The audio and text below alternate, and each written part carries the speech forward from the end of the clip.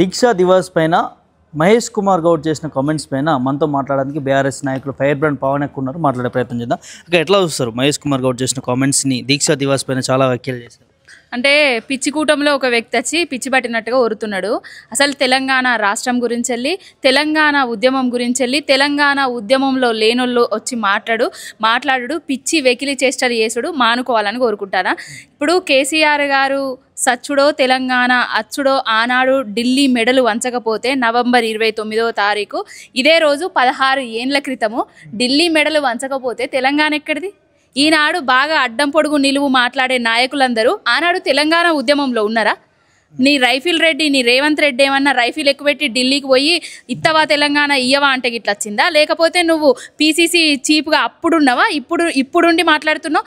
ఆ గాంధీ భవన్లో ఏమన్నా నిరాహార దీక్ష చేసి నువ్వు చచ్చిపోతే గిట్లా తెలంగాణ వచ్చిందా? ఏ ముఖం పెట్టుకొని మాట్లాడతానో? తెలంగాణ తెచ్చింది కేసీఆర్ గారు, తెలంగాణ ఇచ్చేటట్టు చేసింది కేసీఆర్ గారు, ఢిల్లీ మెడలు వంచింది కేసీఆర్ గారు. ఎవడు అవునన్నా కాదన్నా కూడా తెలంగాణ చరిత్రలో చిరస్మరణీయము కేసీఆర్ గారి పేరు.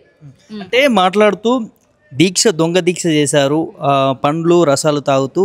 సో కేసీఆర్ చేసింది దొంగ దీక్ష చేశారు. తెలంగాణ దీక్షా దివాస్ వల్లనే తెలంగాణ రాలేదు, సోనియమ్మ ఇచ్చింది కాబట్టి తెలంగాణ వచ్చింది. ఇచ్చేటట్టు చేసింది ఎవరు? మేమన్నా ఉత్తగా ఇండ్లల్లో కూర్చుంటే గిట్ట మంగళారతిలలో వెండి పండ్లల్లో గిట్లా తీసుకొచ్చి తెలంగాణ ఇస్తున్నాం బిడ్డ అనేసి ఇచ్చిండ్రా? 1200 విద్యార్థుల ఆత్మ బలిదానాలకు కారణం కాంగ్రెస్ పార్టీ కాదా? ఇస్తా అని జాప్యం చేసుకుంటూ కమిటీలు వేస్తూ కాలయాపన చేయడం వల్లనే కదా మా విద్యార్థులు చనిపోయింది. వాళ్ళ ప్రాణత్యాగాలకు కారణం మీరు కాదా? ఇప్పుడు దయ్యాలు వేదాలు వర్ణించినట్టుగా వచ్చి మాట్లాడుతున్నారు. ఆనాడు తెలంగాణ ఉద్యమంలో మీ కాంట్రిబ్యూషన్ ఏంటిది అసలు? పీసీసీ మహేష్ కుమార్ గౌడ్ని అడుగుతానా, చీపు మహేష్ కుమార్ గౌడ్ని అడుగుతానా, నీ కాంట్రిబ్యూషన్ ఏంది తెలంగాణ ఉద్యమంలో? ఉన్నావా నువ్వు? తెలంగాణ ఉద్యమంలో ఉన్నావా? లేకపోతే ఎక్కడున్నావు? ఒక ఉద్యమ నాయకుడిని, ఒక చరిత్రలో నిలిచిపోయే నాయకుడిని, చరిత్రలో గొప్పగా వర్ణించుకోబోయే నాయకుడిని కేసీఆర్ గారిని పట్టుకొని దొంగ దీక్షలు, మన్ను దీక్షలు అని అన్నావనుకో మూతి వలుగుతుంది. ఇంకొకసారి నోరు దగ్గర పెట్టుకొని మాట్లాడాలి, ఎవడు మాట్లాడినా కూడా. దీక్షా దివాస్ అంటే వాళ్ళకి తెలిసి మాట్లాడారా, తెలియక మాట్లాడడం ప్రత్యేకత ఏంటి? దీక్షా దివాస్ అంటే ఆనాడు తెలంగాణ ఉద్యమం కోసం అలుగునూరు సాక్షిగా కేసీఆర్ గారు ఉద్యమం చేయబోతుంటే ఆనాడు అలుగునూరు సాక్షిగా పోలీసులందరూ మోహరించి ఆయనను ఎత్తుకపోవడం జరిగింది. అసలు ఉంచరా అసలు ఏం చేస్తారు అని మేము ఆపసోపాలు పడుకుంటూ ఉన్నాము. ఒక్కొక్కరు ఉద్యమకారులు అయితే తిండి తినకుండా ఆ కార్ల వెనుకల పడిన పరిస్థితి ఆ రోజు. ఖమ్మం జైలు కానీ, ఆ జైలు కానీ, ఈ జైలు కానీ, అక్కడికి తీసుకుపోతున్నారు, ఇక్కడికి తీసుకుపోతున్నారు, మరి ఏం చేస్తారో కేసీఆర్ గారినని మేమందరము కళ్ళల్లో వత్తులేసుకొని చూసుకున్న రోజులు అవి. తెలంగాణ రాకపోతే వీనికి పీసీసీ చీఫ్ ఎక్కడిది, వానికే ముఖ్యమంత్రి ఎక్కడిది? వీళ్ళందరూ పెట్టుకొని పదవులు గులుకుతున్న పదవులు కేసీఆర్ గారి భిక్ష ఇదంతా. ఆ భిక్షను పట్టుకొని రేపు కేసీఆర్ గారు ఎక్కడన్నా కనబడితే కాళ్ళు మొక్కి ఆ కాళ్ళకు కడిగి ఆ నీళ్ళని మీ తలల మీద చల్లుకోరి. ఇంతకన్నా బుద్ధి వస్తుంది, జ్ఞానం వస్తుంది. ఇంకొకసారి కేసీఆర్ గారి మీద కానీ ఉద్యమం గీత కానివ్వండి అవాకులు చెవాకులు పేలిరు అనుకోరి మూతి పండ్లు రాలగొడతారు తెలంగాణ ప్రజలు. చనిపోయింది బీసీ వర్గాలు, అణగారిన వర్గాలు చనిపోయారు, కానీ కేసీఆర్ కుటుంబంలో ఎవరికైనా ఏమైనా జరిగిందని? ఇప్పుడు రేవంత్ రెడ్డి కుటుంబంలో ఎవరైనా చచ్చిర్రా? లేకపోతే మహేష్ గౌడ్ కుటుంబంలో ఎవరైనా చచ్చిర్రా? ఆనాడు కేసీఆర్ గారు ఒక్క కేసీఆర్ గారు సకల జనులను, సమ్మడ్డ వర్గాలను ఏకం చేయకపోతే తెలంగాణ ఎక్కడిది?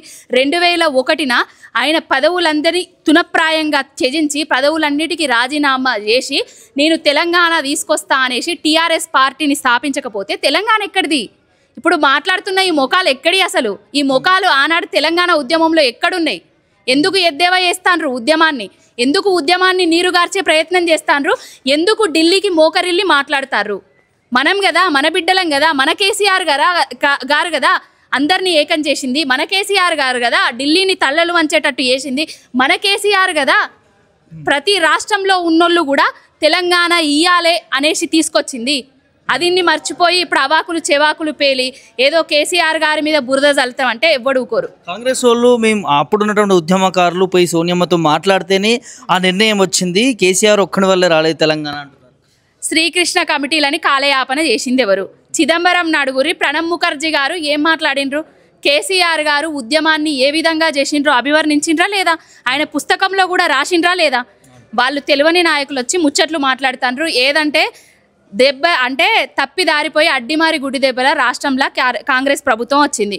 ఇప్పుడు వచ్చిన తర్వాత ఈ 2 ఏళ్ల వ్యవధిలోనే వచ్చిన తర్వాత నెల రోజులలోనే వాళ్ళకి వ్యతిరేకత వచ్చింది. ఆ వ్యతిరేకత పోగొట్టాలి, మళ్ళీ రాష్ట్రంలో ఇంకోటి చేయాలి, సోనియా ఇచ్చింది అని చెప్పాలి అనేసి ఒక కార్యక్రమాన్ని చేస్తున్నారు. తెలంగాణ ఉద్యమం చేస్తే వచ్చింది, కేసీఆర్ గారు ఉద్యమిస్తే తెలంగాణ వచ్చింది, సకల జనులను సంబంధ వర్గాలను ఏకం చేస్తే తెలంగాణ వచ్చింది. ఉద్యమం గురించి తెలుసుకొని మాట్లాడాలి. ఇంకోటి బీఆర్ఎస్ పార్టీకి ఫ్యూచర్ లేదు, అయిపోయింది, ఇక ఉనికి లేకుండా అయిపోయింది బీఆర్ఎస్ పార్టీకి, వాళ్ళ కుట్రలు ప్రజలు తెలుసుకున్నారని ఈ విధంగా కూడా మాట్లాడుతారు. అట్లా అన్నోళ్ళు కాలగర్భంలో కలిసిపోతాండ్రు. అమాసకు పుట్టింది పున్నానికి పోతుంది అని టీఆర్ఎస్ పార్టీని మస్తుగా అన్నారు. అమాసకు పుట్టలేదు, పున్నానికి పోలేదు. తెలంగాణ కోసం పుట్టింది, తెలంగాణ ఆత్మగౌరవాన్ని నిలిపింది. రేపు తెలంగాణ ప్రజలను గుండెల్లో పెట్టుకొని చూసుకోబోయేది కూడా బీఆర్ఎస్ పార్టీ. తెలంగాణ ప్రజల పక్షాన కొట్లాడేది కూడా బీఆర్ఎస్ పార్టీ. పోయే పార్టీ కాదు, అల్లాటప్ప పార్టీ కాదు, ఆషామాషా పార్టీ కాదు. పోతే గీతే మీ రేవంత్ రెడ్డి మీరందరూ కలిసి మళ్ళీ బీజేపీ గుంపుల్లో ఏ గుంపుల్లో పోతారు, గంతే తప్ప బీఆర్ఎస్ పార్టీ ఎక్కడికి పోదు. బీఆర్ఎస్ పార్టీ తెలంగాణ ప్రజల గుండెల్లో ఉంటుంది. బాగా సెలబ్రేట్ చేసుకుంటాము. ఆనాటి ఉద్యమ జ్ఞాపకాలను గుర్తుకు చేసుకుంటున్నాము. మా తండ్రి నుంచి ఉద్యమంలో ఉన్నారు. ఈనాడు తెలంగాణ తరపున కేసీఆర్ గారి తరపున గొంతెత్తి మాట్లాడడం నేను గర్వంగా ఫీల్ అవుతున్నా. Thank you.